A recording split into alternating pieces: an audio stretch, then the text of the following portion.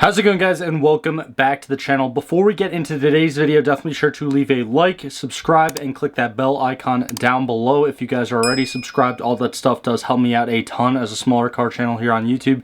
Thank you again also for getting this channel to the 3,000 subscriber mark. It really does mean a lot to me. I know I kind of said thanks like last week or whenever it did happen, but I did just kind of want to mention it again because it does feel pretty cool. I know it's not a lot, but, you know, again, it does feel pretty awesome. But anyways, today we're going to be talking about the final year of the production for the Hellcat. Now, as most of you may know, with all the different last call editions, as well as like the jailbreak Hellcats for both the Challenger and the Chargers, Dodge is really like pulling off all the stops when it comes to the like finale of internal combustion engine powered Hellcat, or just Charger and Challengers models in general, because after 2024, I believe, is the model year cutoff, or I think 2024 is the model year, and then 2023 is like the last production year. But after the cutoff at the 2024 model year mark, we're no longer going to be seeing, or apparently we're no longer going to be seeing a internal combustion engine powered Dodge Challenger or Dodge Charger actually being produced. Apparently, you know, Dodge is moving to a full electrification of muscle, and that is what they're sticking to as of right now. Now, who knows? Maybe there's a potential that this will fail, and in the future, 5, 10 years, or 15 years down the road, they go back to the internal combustion engine for whatever reason. Maybe that people find out like a way to power cars more efficiently with internal combustion engines, or what have you. There's a boatload of different scenarios that can happen.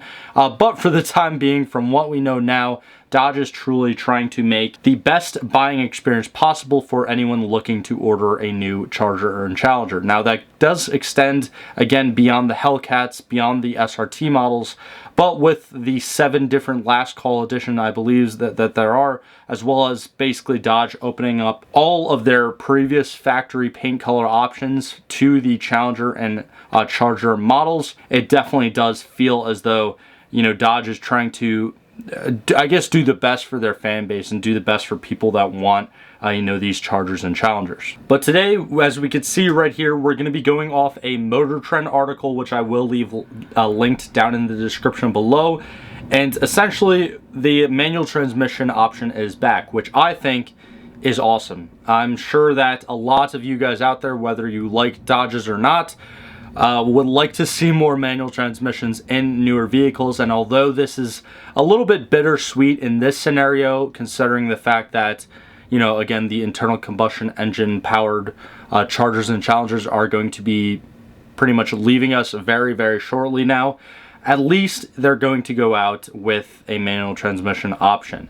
Now, the reason why the 6-speed Tremec transmission was actually pulled from the Challenger like offering is actually not like, it's not a sale thing or anything. It actually has to do with the powertrain control module. Now, it was pulled in early 2022, according to this article, but it's back up, and I do know that like the automatic transmission in the Hellcat Challengers and Chargers, the 8-speed auto, I believe, that's honestly a great automatic transmission. It shifts extremely fast. As a matter of fact, the review that I did on a Hellcat going back to 2020, like when I first started my channel in July of 2020, I did drive and obviously film for you guys a 2014 or 2015 Hellcat Charger, but it was automatic, and it was still a boatload of fun. I mean, even like a lot of times people rip on the Chargers and Challengers because of their weights. We've all seen the memes and everything where everyone calls them like boats or whatever. But if you're throwing 707 horsepower at something, it's bound to be fun, unless you're driving a damn school bus. But like, they're still really, really awesome cars. And honestly, I have never driven a manual Hellcat before, but I can only describe it to the GT500 that I've driven on the channel, or the 500 plus wheel horsepower Challenger that I actually drove on the channel, and that was a Challenger RT, but the owner did have it boosted with I think a Paxton supercharger, but that was like a lot of fun. It was a little bit sketchy, but a lot of fun. So I'm sure that these manual Hellcats are just that much more awesome compared to the automatics. But this is pretty much all we're going to be talking about today. I know this is like a bit of a shorter video, and then actually looking right here, this is one of the last call challengers, excuse me, one of the last call ones. I believe it might be the Shaker edition. I'm actually not entirely sure. If you guys know, let me know down in the comments below. But yeah, that is definitely one of the last call editions.